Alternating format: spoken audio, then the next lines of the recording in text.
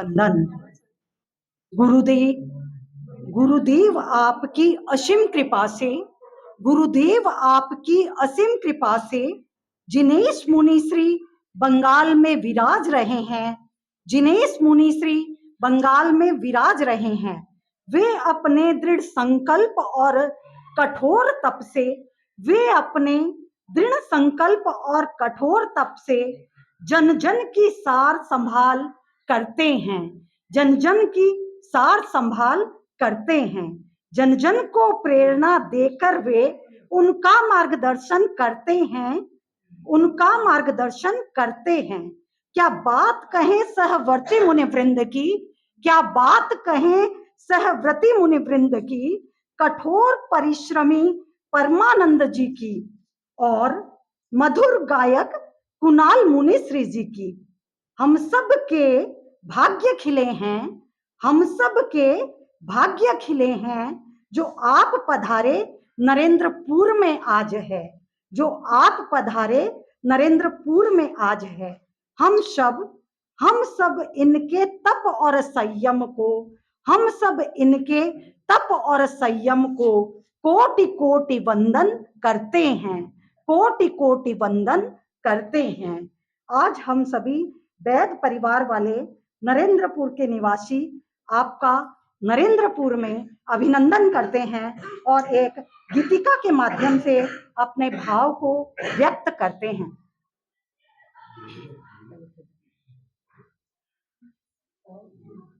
आज हमारे आंगन में चल कर गंगा आई है, आज हमारे आंगन में चल कर गंगा आई है। पवित्रता में डुबकी लगा के जीवन सफल बनाना है, जीवन सफल बनाना है। आत्म शुद्धि का यह अवसर है, इससे लाभ उठा लो रे। आत्म शुद्धि का यह अवसर है, इससे लाभ उठा लो रे। हो जाएगा बेड़ा पार, चिंतन मन में कर लो रे, चिंतन मन में कर लो रे। जीव विज्ञान प्रेक्षा ध्यान द्वारा मन को केंद्रित करना है, जीव विज्ञान प्रेक्षा ध्यान द्वारा मन को केंद्रित करना है। सम्यक और अनुव्रत द्वारा जीवन सफल बनाना है, जीवन सफल बनाना है। वैद परिवार को प्रेरणा देने जिनेश मुनि श्री पधारे हैं, वैद परिवार को प्रेरणा देने जिनेश मुनि श्री पधारे हैं। परमानंद कुणाल मुनि संग आध्यात्मिक गजब नजारे हैं, आध्यात्मिक गजब नजारे हैं। मुनि श्री आपको सत सत वंदन हम सब मिलकर करते हैं। मुनि श्री आपको सत सत वंदन हम सब मिलकर करते हैं। आपकी इस अनुपम कृपा का आभार प्रकट हम करते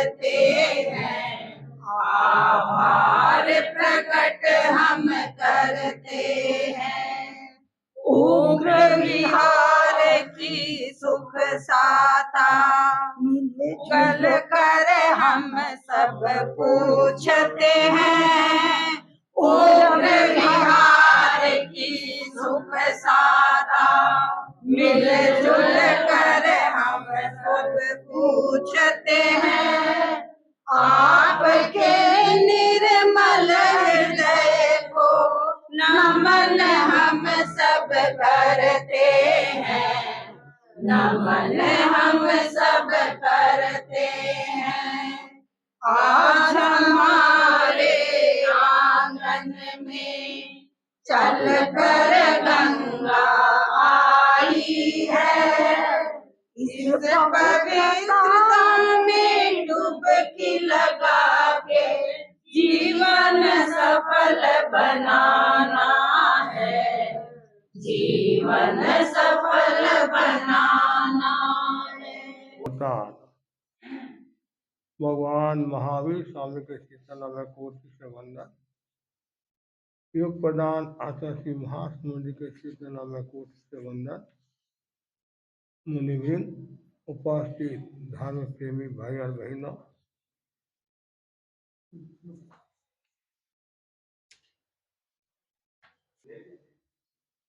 महत्वपूर्ण गाथा है। जप्त विषय विराओ, कषाय चाओ गुणेशु अनुराओ, क्रियासु अपमाओ, सो धम्मो शिव सोवाओ।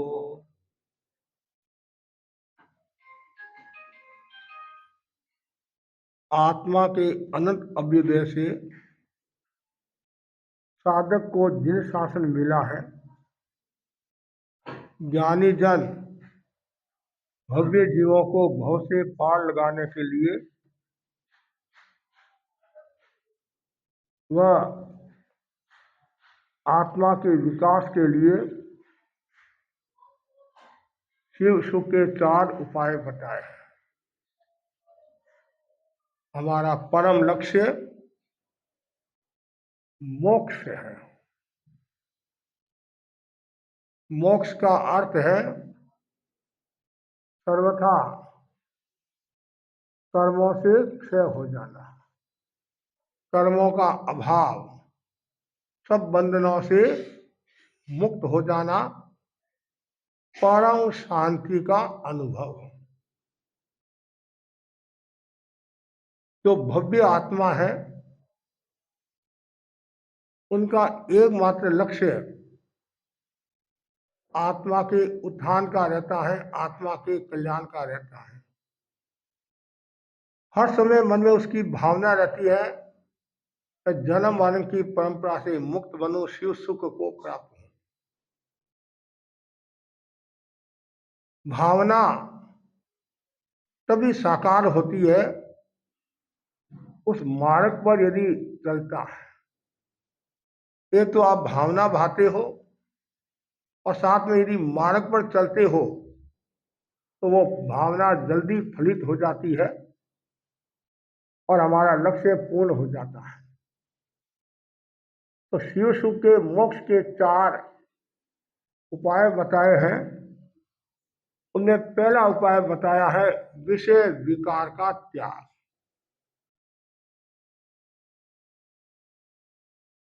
बहुत सुंदर संस्कृत के श्लोक में बताया गया है,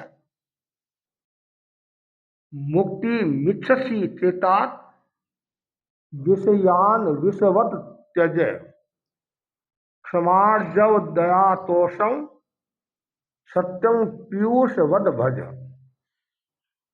यदि तुम मुक्ति चाहता है, कर्मों का क्षय चाहता है, तो विषयों को विष के समान छोड़ दे। विषय और विष 2 शब्द हैं। विषय का अर्थ है इंद्रियों के कार्य क्षेत्र को विषय कहा गया है।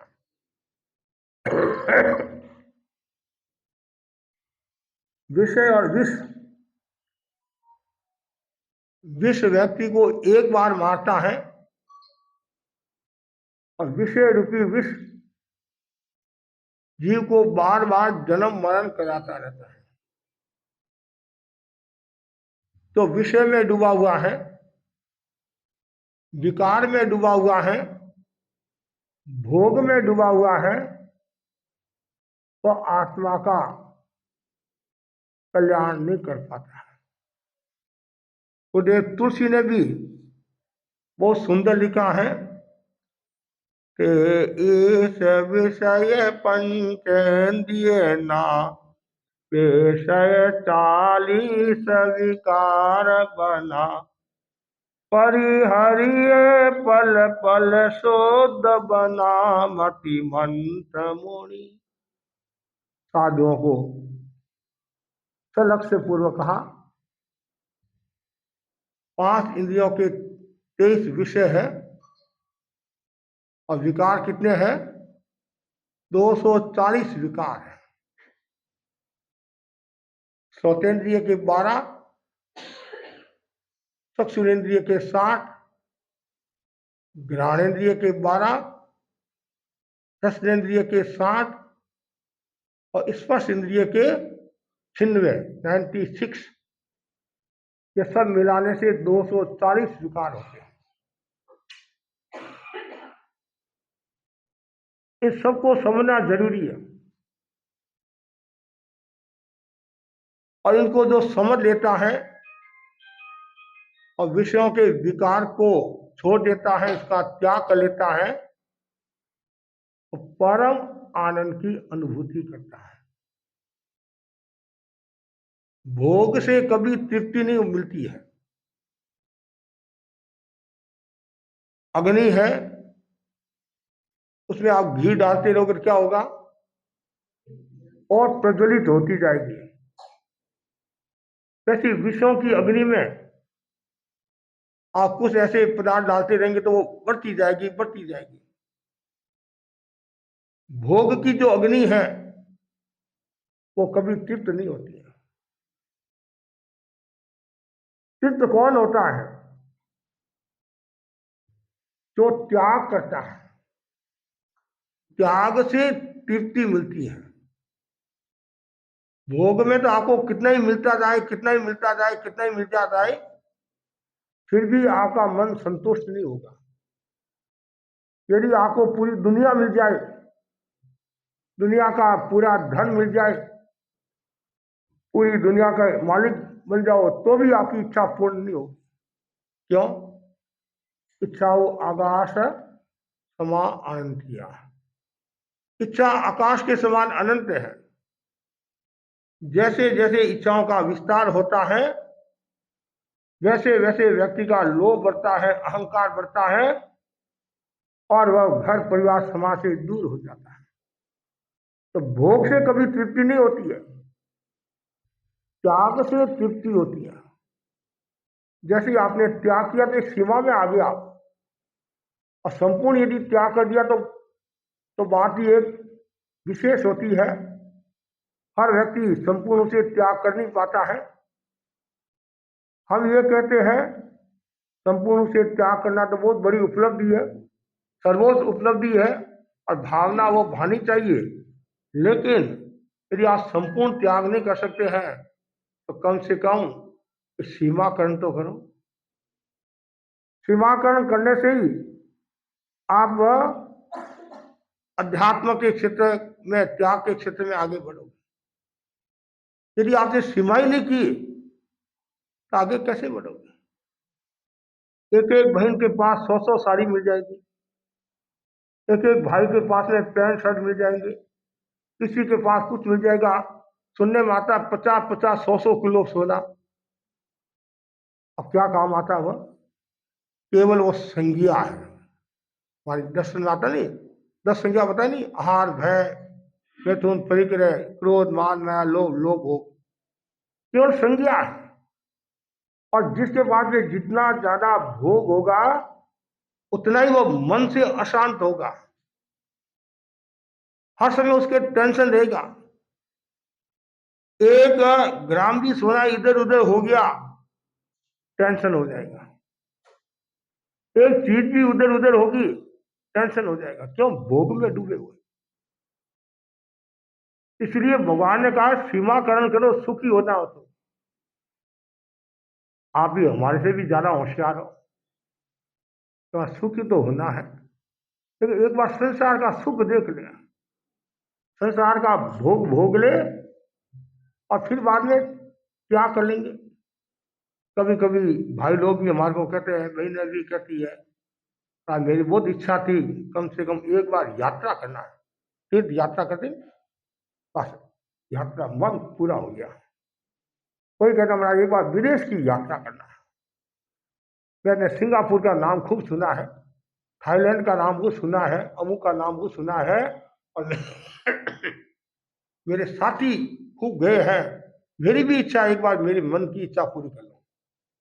तो उसके मन में ये नहीं आता है कि मेरे 10 साथी आचार्य के दर्शन करके आए हैं, साल में एक बार गुरु की सेवा करते हैं, वो बिना बिना सेवा करते हैं, तो उनके दर्शन में वो तो यही है, भारत में कहाँ जाने वाले हैं, उनके कभी भी दर्शन कर लेंगे। और कभी कभी में क्या होता है, ऊपर चला जाता है। क्यों? त्याग के प्रति हर किसी का आकर्षण नहीं होता। विषय विकार के प्रति आकर्षण रहता है। कोई आप नई चीज देखोगे, तत्काल आपका मन हो जाएगा। एडवर्टाइज आया कि नई साड़ी आई है बाजार में, मार्केट में आई है, चलो, तो पहले दूसरा कोई खरीद नहीं ले, और फिर हीरो हीरोइन के द्वारा यदि वो विज्ञापन के रूप में आता है, एडवर्टाइज के रूप में, या वो पहनते हैं, अरे वाह इसने ये साड़ी पहनी है, तो फिर मैं भी उससे कम नहीं हूं। क्यों? आकर्षण। बाजार में आम आया नया, कि सबसे पहले मैं आम लाऊंगा, 2000 किलो का हो तो इस चिंता की बात नहीं। क्यों? उसके प्रति आकर्षण है। ये किसी के मन में आता है क्या कि महाराज आए हैं तो सबसे पहले मैं दर्शन करने के लिए जाऊंगा? उस समय तो आपके मन में ये आता है, महाराज तो यही है जो भी कलकत्ता आता है 2-3 साल रहता ही है, आज नहीं कल दर्शन कर लेंगे, आज नहीं कल दर्शन कर लेंगे। वो कल में कल कभी आता ही नहीं है। काल करे सो आज कर, आज करे सो अब। क्यों? पदार्थ के प्रति, भोग के प्रति, विषय के प्रति आकर्षण।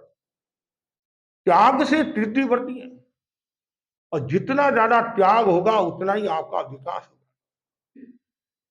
ऐसे ऐसे सावकों के बारे में सुनते हैं, 4-4, 5-5 दर्जे,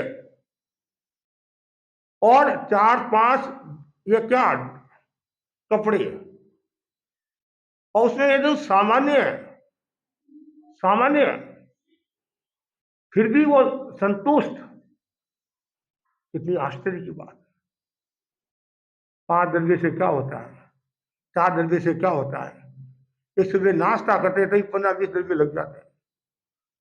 हर एक के नहीं लगते हैं, बड़ा परिवार होता है, संपन्न परिवार होता है, काजू भी खा लूं, किशमिश भी खा लूं, बादाम भी खा लूं, अभी मुंह में पानी मत लाना, समय गया। तो कहने का मतलब है इतना आकर्षण। लेकिन ये महत्वपूर्ण बात है, शिव सुख को प्राप्त करना है, विषय विकार को छोड़ो और त्याग की चेतना का विकास करो, और त्याग से ही तृप्ति। कभी कभी सुनते हैं बहुत आनंद है, कोई टेंशन नहीं है, यही त्याग, यही त्याग, यही त्याग। एक तो व्यवस्था से त्याग करते हैं, डॉक्टर ने मना कर दिया कि आपको नहीं खाना कुछ, तो बिना मना आपने छोड़ दिया। और एक स्वेच्छा से क्या करते हैं, एक तो स्वेच्छा से उपवास करते हो, एक रोटी के अभाव में उपवास करते, तो अंतर है। तो जो स्वेच्छा से त्याग करता है वास्तव में वो तृप्ति का अनुभव करता है, सुख का अनुभव करता है, संतोष का अनुभव करता है। तो विषय विकार को छोड़ना जरूरी है। शब्द, रूप, रस, गंध, स्पर्श नहीं, सुनने में आकर्षण, बोलने में आकर्षण है, अन्य आकर्षण ही आकर्षण है।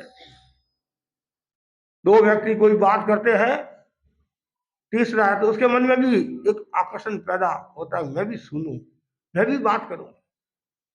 तो ये सबको छोड़ना, तो ये पहला जो सूत्र बताया है, तो विषय विकार का त्याग करता है, जरूरी है। अग्नि में लकड़ी डालोगे तो आगे से आगे और अग्नि बढ़ती रहेगी, घी डालोगे तो बढ़ती रहेगी। और समुद्र है, उसमें कितनी नदियां मिल जाए तो भी वह कभी तृप्त नहीं होता है। आदमी को कितना भी मिल जाए तो भी तृप्त नहीं होगा। ये मनुष्य की तो खोपड़ी है नहीं, ये कभी भरती नहीं है। किसी ने कहा ये खोपड़ी भर दो, तो भर देंगे।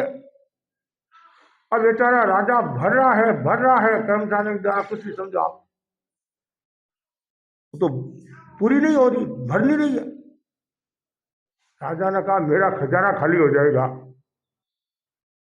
फिर पूछा ये किसकी खोपड़ी है? ये मनुष्य की खोपड़ी है, ये कभी तृप्त होने वाली नहीं है।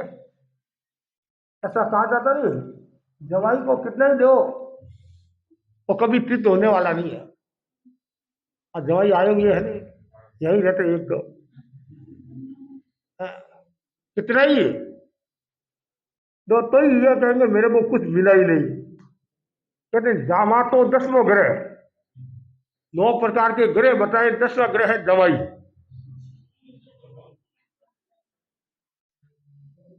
लेकिन हमें क्या करना है? हर समय संतुष्टता का विकास करना है, तृप्ति का विकास करना है।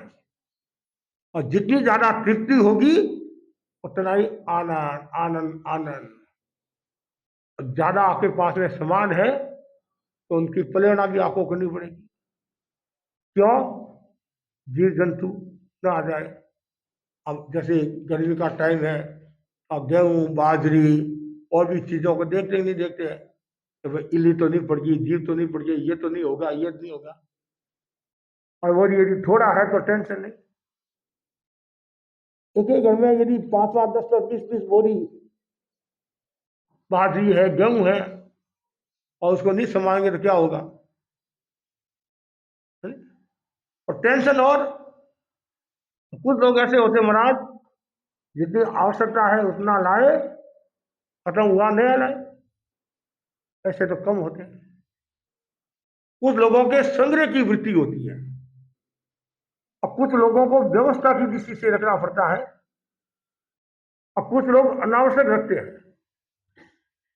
यहां तक बताया गया है आवश्यकता से ज्यादा रखना भी संग पाप है, चोरी है, महात्मा गांधी के शब्द में। बहुत गहरी बात है। इसलिए भोग में रोग होता है। क्या? भोग में रोग होता है और योग में शरीर निरोग रहता है। भोग में रोग ही होगा और क्या होगा? और आप योग करोगे तो क्या होगा? शरीर निरोग रहेगा। आप विषयों से मुक्त हो गए या कम कर दिया तो आपका शरीर निरोगा रहेगा, आनंद से भरा हुआ रहेगा। दूसरा जो बताया गया बहुत सुंदर है, श्री सुख को प्राप्त करने का साधन कषाय का त्याग। जैसे आपने विषय का त्याग किया, ऐसे ही कषाय का त्याग। आदमी खाने का त्याग कर लेता है, पहनने का त्याग कर लेता है, बोलने का भी त्याग कर लेता है। कभी कभी मूड ऑफ हो जाता है, बोलने का त्याग है, लेकिन वो बोलने का त्याग में अंतर है। आप ऐसे त्याग करते हो, अंतर है।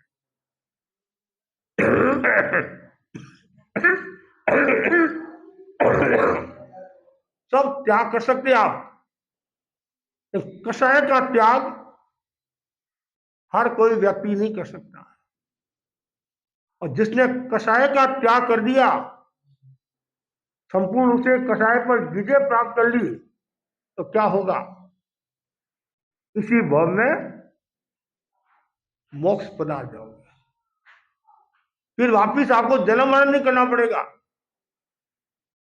आज के विषाक्त वातावरण में, आज के भौतिक वातावरण में, अंधानुकरण वातावरण में संपूर्ण रूप से कषाय पर विजय प्राप्त करना तो बहुत मुश्किल काम है। फिर भी प्रयास करो, कषाय उपशम की साधना करो। क्षमा, मृदुता, सरलता, निर्लोभता, बार बार भावना भाव मैं क्षमा का विकास करूं, क्षमा का विकास करूं, विनम्रता का विकास करूं, विनम्रता का, सरलता का विकास करूं और निर्लोभता का विकास करूं। कषाय को छोड़ना वीतरागता की ओर बढ़ना है। और दुनिया में जितने युद्ध हो रहे हैं, जितनी समस्याएं आ रही हैं, घर परिवार समाज में जो अशांति का वातावरण है, असामाजिक का जो वातावरण है, समस्याएं जो है, इसका एक बड़ा कारण है कषाय।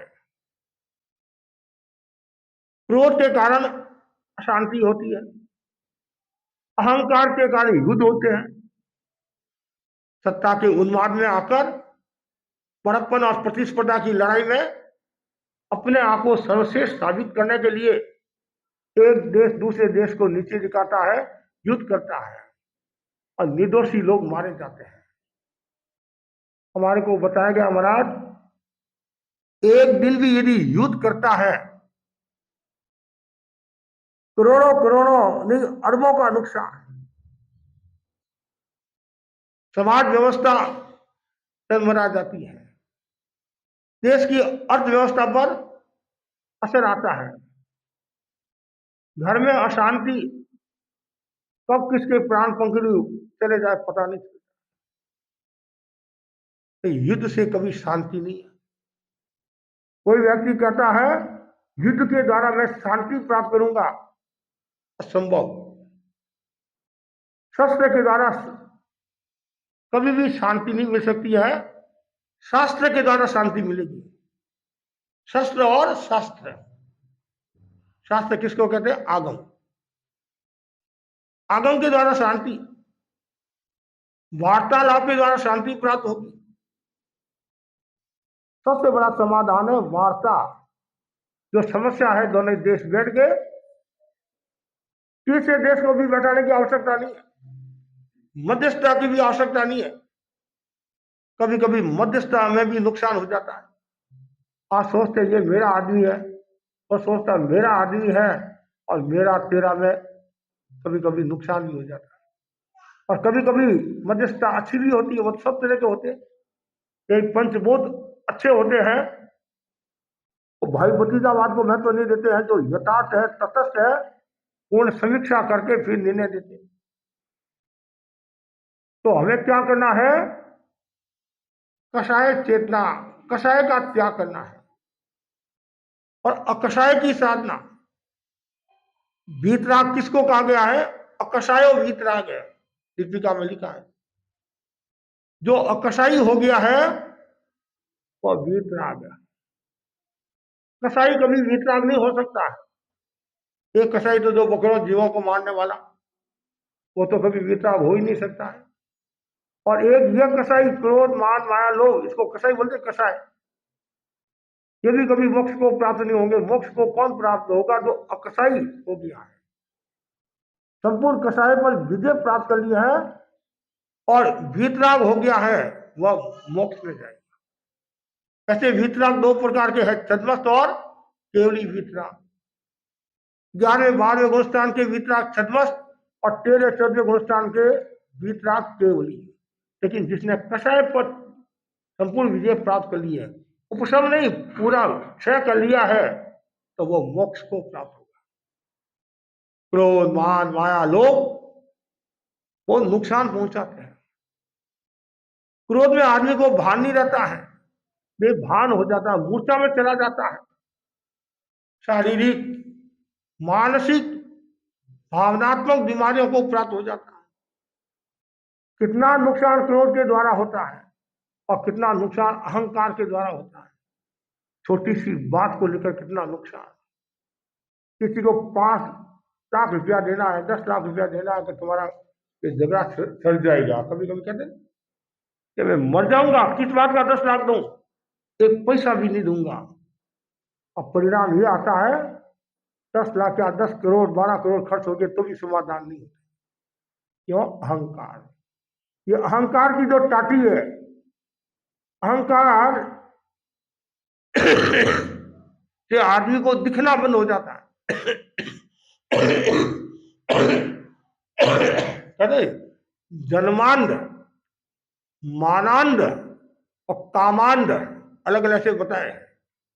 जन्मांध जो होता है वो इतना खतरनाक नहीं होता है, जो कामांध खतरनाक होता है, जो काम में डूबा हुआ। मानांध जो अहंकार में डूबा हुआ है, मैं ही सब कुछ हूं, मैंने कह दिया नहीं तुम्हारे को यहीं बैठना पड़ेगा, तुम्हारे को एक पैर भी इधर उधर कर दिया तो खबरदार तुम्हारे को मार दूंगा। और ये कभी कभी क्रोध के कारण अहंकार पैदा होता है, और कभी छोटी सी बात को लेकर व्यक्ति को अनावश्यक गुस्सा आ जाता है। आपकी साड़ी के हाथ लगा दिया और गुस्सा आ गया। आपने किसी को पूछा कि रास्ता किधर जा रहा है और वो बोला नहीं, कोई तो दूसरे को पूछ ले, इतना गुस्सा आ गया और उसको खत्म कर लेते, और कोई लेना नहीं देना नहीं। अभी एक मेरे को घटना सुनाई, पर कसाई की अग्नि कितनी तेज होती है। बकरा चरा रहा था, बकरा चरा रहा था, और एक खेत में 2-3 बकरे चले गए होंगे।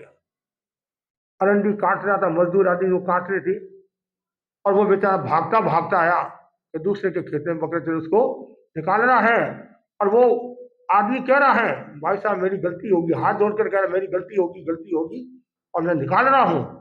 वो तो हाथ जोड़ा, गलती स्वीकार कर रहा है, और उसका जो मालिक था उसको आया गुस्सा, खेत के मालिक को, और जो ये अरंडी काटने का जो शस्त्र होता नहीं, वो लिया हाथ में, यहाँ मारा जोरदार। जैसे ही मारा वो तो बेचारा हाथ जोड़ा है, और वो मारा नीचे गिर पड़ा और खून की धारा प्रवाहित हो गई, बेहोश हो गया।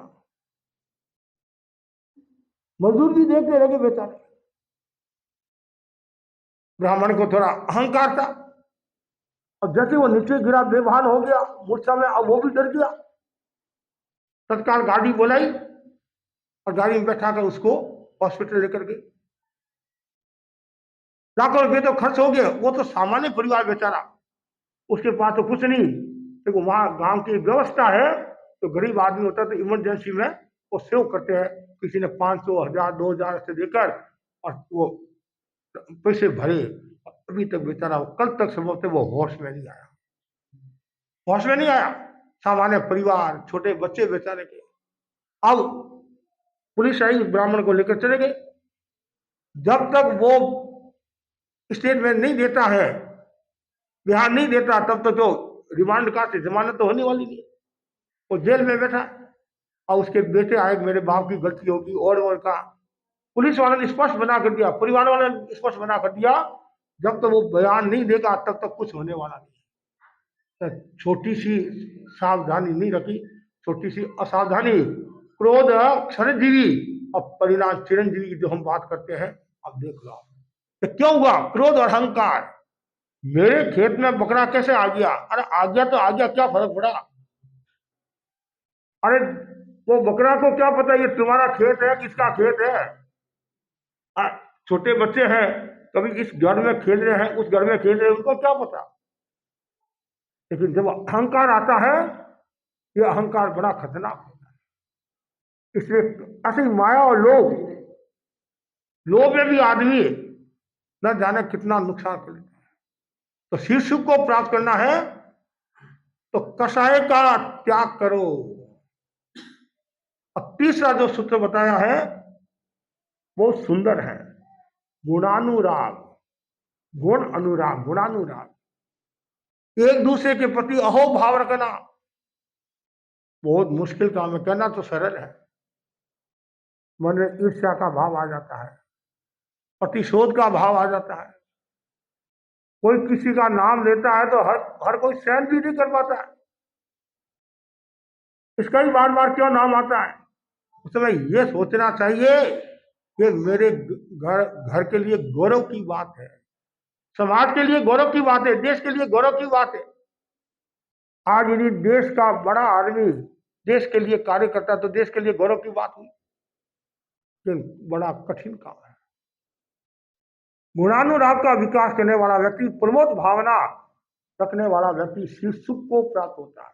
क्यों? जहां प्रमोद भावना होगी वहां ईर्ष्या नहीं है, और व्यक्ति का भाव होगा, करुणा का भाव होगा, संवेदनशीलता का भाव होगा, प्रमोद भावना। हमारे बड़े संत मोहनलाल सिंह बार बार फरमाते थे, गुणी जनों के गुणगान करना चाहिए। जब भी उनको साधु साधु मिलते वो कितने गुणगान करते, ये हमारे धर्म संघ के अच्छे संत हैं, अच्छी साध्वी हैं, संघ की सेवा करने वाली हैं। तो क्या है, दूसरों को भी प्रेरणा मिलती है और उसका मन भी हरा भरा होता है कि मैंने कार्य किया, मेरा मूल्यांकन हो रहा है। आपने सारना वारना देखी गुरुदेव की प्रियाता महोत्सव पर? गुरुदेव कितना फरमाते हैं साधु साधियों के बारे में, हमारे ये साधु ये काम करते, ये साधु ये काम करते, ये साधु ये काम करते। तो गुणानुरागी होना जरूरी है। इससे घर परिवार समाज पवित्र बना रहता है और अशुभ पुद्गल बाहर चले जाते हैं, नेगेटिव एनर्जी चली जाती है और पॉजिटिव एनर्जी का विकास होता है और एक दूसरे के प्रति अहोभाव बढ़ता है। कभी कभी क्या होता है, सामने तो प्रशंसा करते हैं राजी रखने के लिए और पीछे छुरी का काम करते हैं, और कभी कभी हमारे और समस्या हो जाती है। हमारे सामने आप प्रशंसा करते हैं मुंह व्यक्ति की, 4 आदमियों ने प्रशंसा की तो हम सोचते भाई अच्छा आदमी होगा, तभी प्रशंसा हो रही है। फिर बाद में जैसे जाते हैं, वो जिसकी प्रशंसा हुई वो गया और जिसने प्रशंसा की वो बैठा संतों के पास, साधियों के पास। महाराज इसको आप जानते हैं, भी आपने परिचय कराया नहीं कि महाराज 1 नंबर का खिलाड़ी है, आप इतना समझ लो। अरे अब तो तुमने इतनी प्रशंसा की, तो प्रशंसा तो इसलिए करनी पड़ी महाराज, पैसा निकलवाना है। थोड़ी प्रशंसा करेंगे तो हमारे श्रावक कैसे है, थोड़ी प्रशंसा की और लो। अलग अलग तरह के लोग होते हैं। यथार्थ गुणों की प्रशंसा करो। यथार्थ गुणों की प्रशंसा करने का मतलब है आप वास्तव में सत्य की ओर बढ़ रहे हैं, धर्म को आचरण में ला रहे हैं, धर्म को जीवन में उतारे हैं, और आपकी कथनी करनी भी समान होती जा रही है। जिसकी संपूर्ण कथनी करनी समान है वो कौन होता है? वीतराग होता है। वीतराग जो होता है, कथनी करनी समान, जैसा बाहर वैसा भीतर। तो यहां भी वो भावना होनी, मैं जो बात कह रहा हूं वो प्रमाणिक बात है या नहीं। कभी कभी आप बात हमारे को सुना देते हैं और हम आपके भरोसे बता देते हैं, अर्थ का अनर्थ हो जाता है। इसलिए कभी कभी हम क्या बोलते हैं, भाई ऐसा मैंने सुना है, मेरे को ऐसा बताया कि मुझे जानकारी नहीं है, ऐसा लोग यहाँ बता रहे थे, कलकत्ता के बारे में बता रहे थे, मुंबई के बारे में बता रहे थे, महाराज इस गांव की ये विशेषता है, इसका ये इतिहास है। तो मैंने तो पढ़ा नहीं, मुझे जानकारी नहीं है, तो जो बता रहे हैं उन पर हम विश्वास करें। तो गुणानुराग। और चौथा जो सूत्र बताया है, धर्म क्रिया। श्री सुख को प्राप्त करना है तो धर्म क्रिया भी जरूरी है। त्याग के बिना श्री सुख मिलने वाला नहीं। कितना ही आप ज्ञानी हो, विज्ञानी हो, तपस्वी हो, और त्यागी नहीं हो तो आपने संपूर्ण पापकारी प्रवृत्ति का त्याग किया तो ही आप संपूर्ण सुख को प्राप्त कर सकते हैं। और धर्म क्रिया का भी अपना मूल्य होता है। कुछ लोग कहते हैं मेरा समय संबंध में क्या धरा है, ध्यान करो, समता रखो, उसका भी मूल्य है। ध्यान का भी मूल्य है, समता का भी मूल्य है, लेकिन समय संवर का भी मूल्य है। समय की साधना से समता का विकास होता है, संवर की साधना से आगे व्यक्ति बढ़ता है। तो औषध का भी अपना मूल्य है, समय का मूल्य है, संवर का मूल्य है, माणा का मूल्य है, हर चीज का अपना मूल्य है। यह नहीं कहना चाहिए कि इसमें क्या है, इसमें क्या, महाराज मेरी माँ इतनी समय करती है और हम तो ये भावना बातें हैं कि आपके ठिकाने में बैठी रहे तो घर में शांति रहेगी। कभी ऐसा नहीं बोलना। तो क्या तू घर में रहता है शांति रहती है कि अशांति? तो महाराज मेरे दोस्त से भी कभी अशांति हो जाती है, तो फिर तुम माँ को क्यों बदनाम करा है? उसमें ये सोचना चाहिए कि मेरी माँ इतनी समाई करी है और मेरे घर के अशुभ पुत्र बाहर जा रहे हैं, नेगेटिव एनर्जी बाहर जा रही है। ठीक है, माँ की कमजोरी हो सकती है, ये कोशिश करती फिर भी गुस्सा आ जाता है, लेकिन उल्टा नहीं सोचना, सुलटा सोचना। हमारा ये स्वभाव रहता है, 100 काम अच्छे किए, एक काम में कहीं गड़बड़ी होगी तो 100 काम पानी में गए, और ये काम हावी हो जाता है। नहीं, हमेशा जो भी त्याग करता है, तपस्या करता है, सेवा करता है, धर्म ध्यान करता है,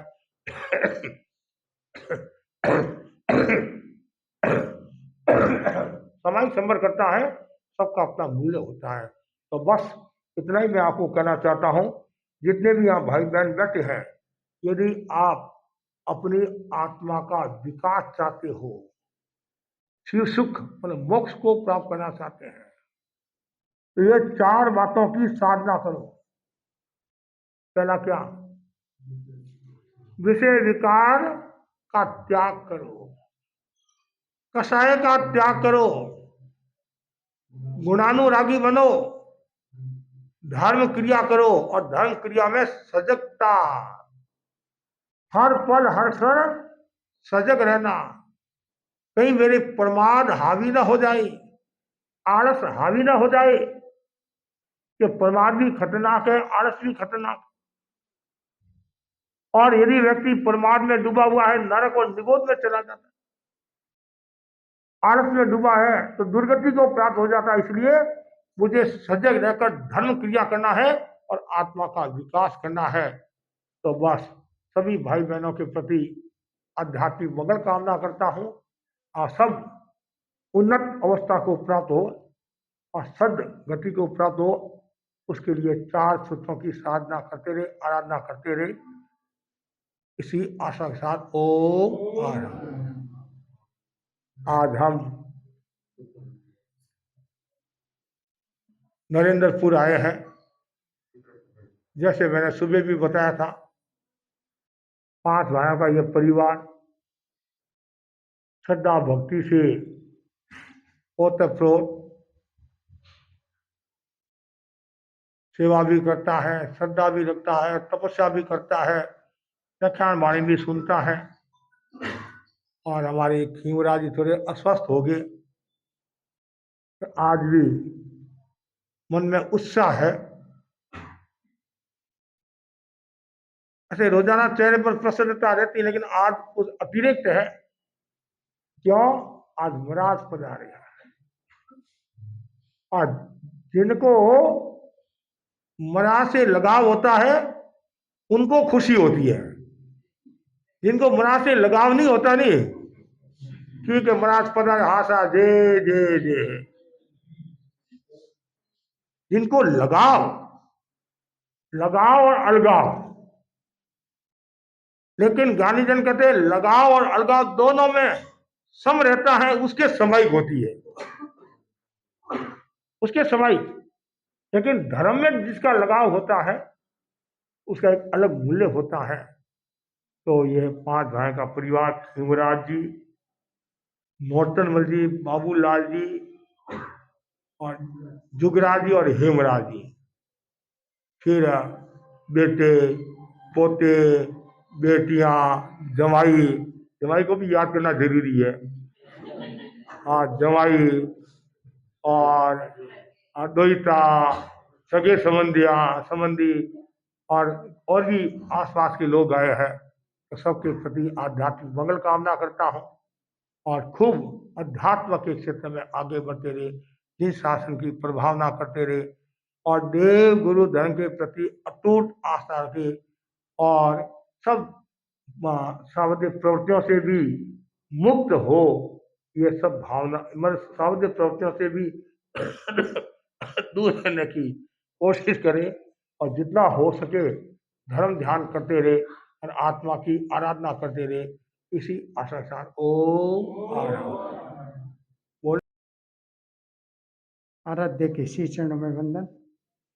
मुनि श्री दिनेश कुमार जी एवं साइवर्ती संत परमानंद जी, कुणाल कुमार जी के श्री चरणों में भावभीनी वंदना। आज हमारे वेद परिवार में अत्यंत खुशी का माहौल है, जिसकी शब्दों से मैं व्याख्या नहीं कर सकता। भाई जुगराज के तो घूंघरा बंधा हुआ ही था हफ्ता 10 दिन से, और मेरे भी कोई खुशी का पाल नहीं है, क्योंकि करीब 3 महीना पहले वेदनीय क्रम उदय में आ गए। तो उस टाइम में मैं दर्शन करने गया रविवार को, और भाववंदना आपसे हुई, परमानंद जी से भी भाववंदना हुई, कुणाल कुमार जी से खाली पैरों पे हाथ लगा सका, बाकी कमजोरी महसूस हो रही थी। वहाँ से मैं प्रवचन सुन के समाई की, प्रवचन सुना, और फिर घर आने के लिए जस्ट बाई के वहाँ चले गए थे। बाई के वहाँ पे देखा उसी बिल्डिंग में आप विराज रहे थे, मैं देखा जाके दर्शन करूँगा, दर्शन करूँगा। तो थोड़ी देर बाद समाचार मिला कि मुनीषी तो प्रश्न गए हैं कई घरों में, तो थोड़ा देरी होगा। तो मैं फिर ऊपर चला गया।